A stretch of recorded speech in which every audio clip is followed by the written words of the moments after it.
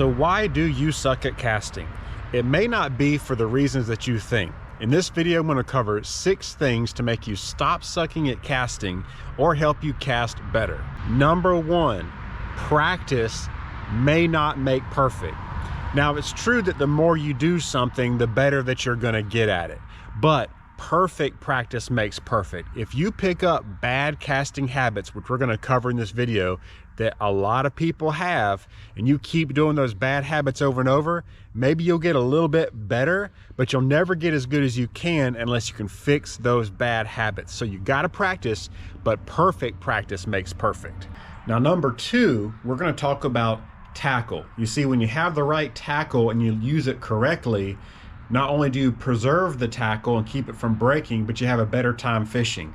A lot of the issues that people encounter when they're fishing, like wind knots or tackle failure, comes from not just what they're doing, but not having the right tackle and using it effectively.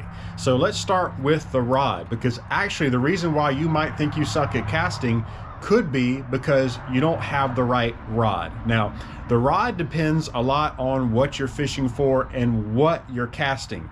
You can't cast a popper cork the same way you're going to cast a lure, or you're not going to cast a really heavy sinker the same way you're going to cast a really light lure. So there's a lot of variables here, but let's just start with talking about the rod.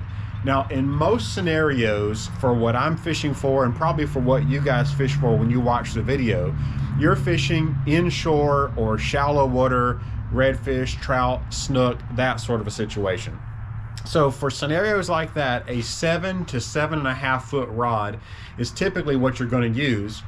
And you're going to use something that's going to be medium light to medium, and possibly on the high end, medium heavy action. Now, all this information is going to be found right here on the rod. Sometimes they'll put it here, sometimes they'll put it right here. So here's what you want to make sure to look for when you're fishing with a rod.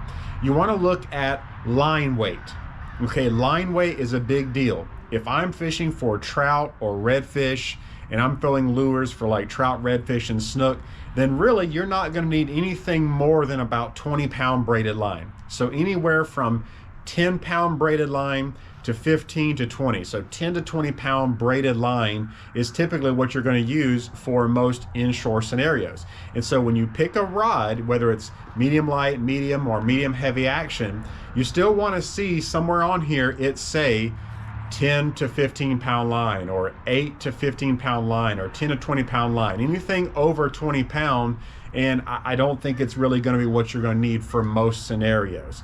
Now, the other thing you want to look at is lure weight. This is a big one, okay, because different rods may say medium, but it's medium in a whole different class. So lure weight is going to show you a lot. For most situations, again, for trout, redfish, flounder, snook, you're not going to be throwing a lure that weighs any more than a ½ ounce. Whenever I'm fishing, even with a heavy jig head, a ½ ounce is the biggest that I'm going to go with. So when it comes to lure weight, you're going to look on that rod again, here or here, and it will say lure weight 1/8 ounce, 1/4 ounce to 1/2 ounce. Anything bigger than that, and it's too big. Now, what difference does this make? If you've got a rod that's rated for 30, 40, 50-pound line, or it's rated for a 1, 2, 3 ounce lure or weight, that's going to be too heavy of an action rod to effectively cast the lures that you're going to be casting, like your 1/4 ounce, 3/8 ounce type lures. Also, if you're using too heavy of a line, that also is going to prevent you from casting those lighter lures. So the rod would be the first thing. Now, also then you want to make sure you have the right size reel. Now, this might be a matter of preference for some people, but understand the way that companies do reel sizes. Now, I'm talking about spinning reels right here. So reel sizes are going to give you a couple of different numbers. So this is a 3,000 size reel. Some companies like Shimano will use a 4-digit number like 3,000 to rate their reel size. But some reel companies might use a 3-digit number, so that would be like a 300. And some fishing reel companies might use a 2-digit number, that would be a 30. So a 30, a 300, or a 3,000 is going to be the same size reel. Just like a 25, a 250, or a 2,500 is going to be the same size reel. So when you're talking about a 7 to a 7.5 foot rod, you're going to use anywhere from a 2500 size reel, maybe up to a 4000 size reel. Now, really, when you're fishing with a 4000 size reel, you're talking about a 7.5 foot or an 8 foot rod, and you're talking about 30 or 40 pound, 20 to 30 pound braided line. That's on the heavier end.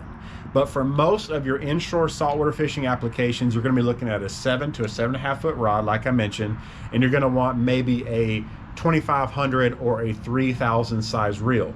This will match up perfectly with a 10 pound braided line. Most of the combos that I'm fishing with, the reel size is 2500 on a 7 to 7.5 foot rod with 10 pound braid. If I'm fishing for snook, I may go up to a 3000 or a 4000 size reel with 20 pound braid with a little bit bigger of a rod, just because you're fishing for snook around structure, you kind of do need a little more power to keep them out. But when you're fishing the flats, there really isn't a lot of structure to worry about horsing the fish out of. So 2500 size, 10 pound braid, 7 foot rod with a lure weight of 1/4 to 1/2 ounce, and you're going to have a perfect reel and rod matchup to cast the way you need to cast. That brings us to line. We've kind of talked about it. There's no reason to over line. Okay, there's no reason to have heavier line than you should have. I see people make this mistake all the time. Just because braided line is very thin doesn't mean you have to use 50 pound braided line. Because if you're using braided line that's stronger than it needs to be on a 7 foot rod or a smaller reel, you're gonna break the rod or the reel because you've just got too heavy of a line on, and there's no purpose for it. It's not gonna help you, okay?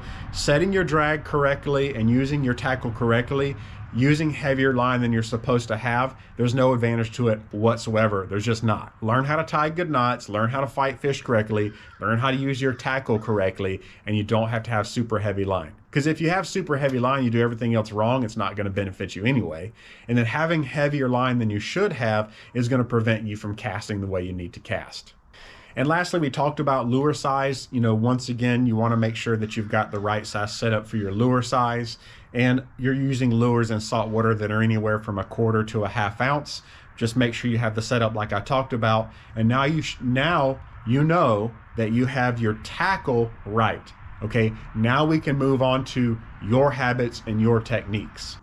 Number 3, finger placement. This is a huge, huge deal, finger placement. Now, I don't think I have to say this, but for some of you, this may be an epiphany. This is the way you hold a spinning rod and reel, okay, like this. The reel goes below the rod. It does not go this way. Now, let's talk about finger placement. This is not necessarily a casting tip, but this is a very, very good fishing tip, okay? You're going to hold, a lot of people will hold their reel back here, all right? Let me show you the problem with that, all right? If I was to hold my finger on this combo, I like to find where the balance point is. So there it is, right there.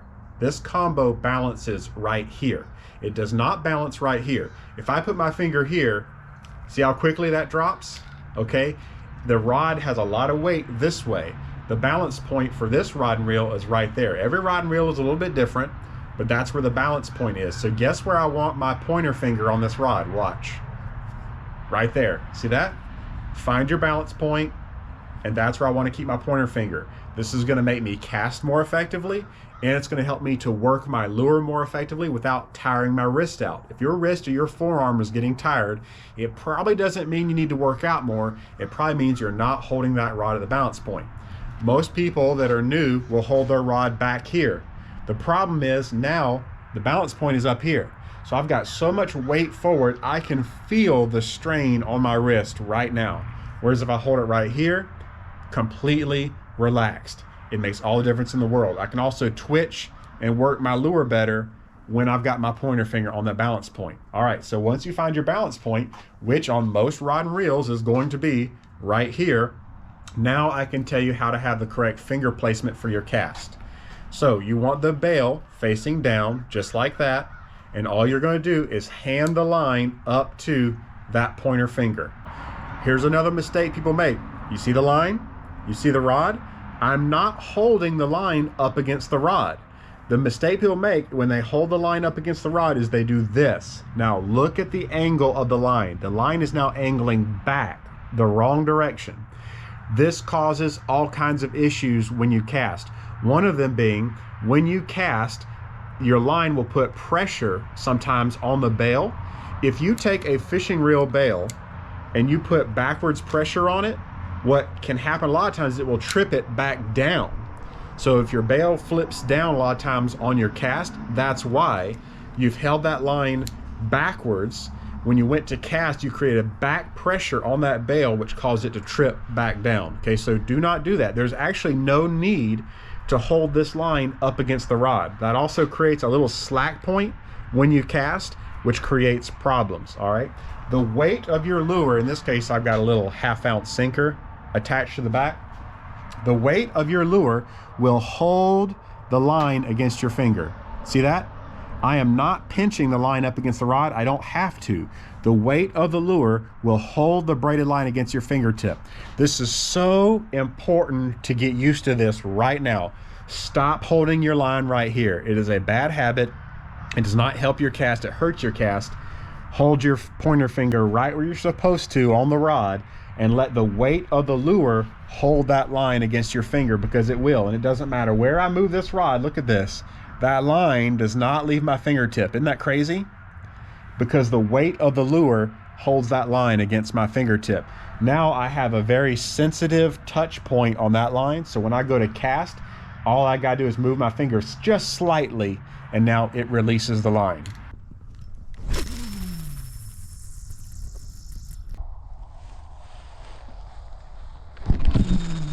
Step number 4 is technique. All right, here's where we want to really do a lot of practicing. Now that we've got the right gear, we've got our finger in the right place, now we want it to focus on technique. Now, it's important to understand what this fishing rod does for you. There's a reason why fishing rods are designed the way they are, and it's not just to fight fish. All right, if you notice, this rod, it bends. Okay, see that? It bends. Now, that means when you cast, you want to let the rod do the work for you. You see, the better you get at casting, the actual less physical exertion and physical effort you have to put into it, because the rod does it for you. All right, think about a bow and arrow. All right, when you shoot a bow and arrow, you're not throwing the arrow. How stupid would that be to try to kill an animal or hit a target by putting the arrow in your hand and trying to throw it like a dart? Well, that's what most people do when they cast. They are trying to physically, as if they had that lure in their hand, chuck it, because they're not utilizing the rod. The rod is your bow. So the way a bow and arrow works is you've got to pull the line back, the string back on the arrow, and that's called loading the bow. That's called loading the bow. You want that bow to bend. And when you bend it and then you release the arrow, that bend in that bow will then snap back to straight, and that is what fires the arrow, okay? It's the same thing with your fishing rod. Your fishing rod is what is firing your lure out there to the fish. It is not you. So you gotta make sure that you load the rod, okay? Now this is a feeling. When you cast, you want to make sure you do not release that line off your finger until you have properly loaded the rod. Now, have you ever seen people, they cast and it goes whew, it makes like a wind noise and the lure hits the water behind them, or the lure goes kind of straight up in the air and then comes down and lands and doesn't really go far? That whew noise is because they did not properly load the rod, okay? So when you cast, you want to make sure that you go from a 45-degree angle behind you, okay, to pointing straight out to where you want the lure to go. Very quickly, you make that movement, and you do not let go of the line until you're just about pointed where you want the lure to go, because that's what's going to load the rod.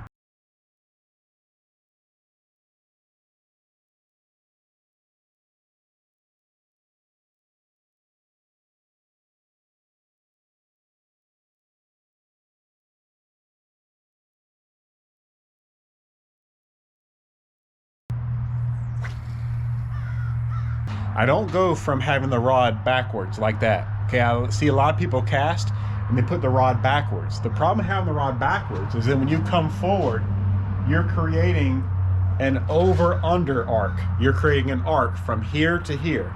This is why your lure shoots straight down at the water, because you create an arc that aims straight down the water. Instead, you're going to go from 45 degrees like that to straight. 45 degrees to straight. And now you're creating a straightforward motion, firing your lure out. A lot of times what I tell people is, it's like you're aiming your rod at the horizon of where you want your lure to go. Your rod tip should not travel further than that, because now you're putting your lure down toward the water. So from 45 degrees straight, and it wouldn't matter if I'm going sidearm, 45 degrees straight, doesn't matter. Once you get that angle of attack right and you're loading the rod properly, you can do it left-handed, right-handed, sidearm, it's not going to matter.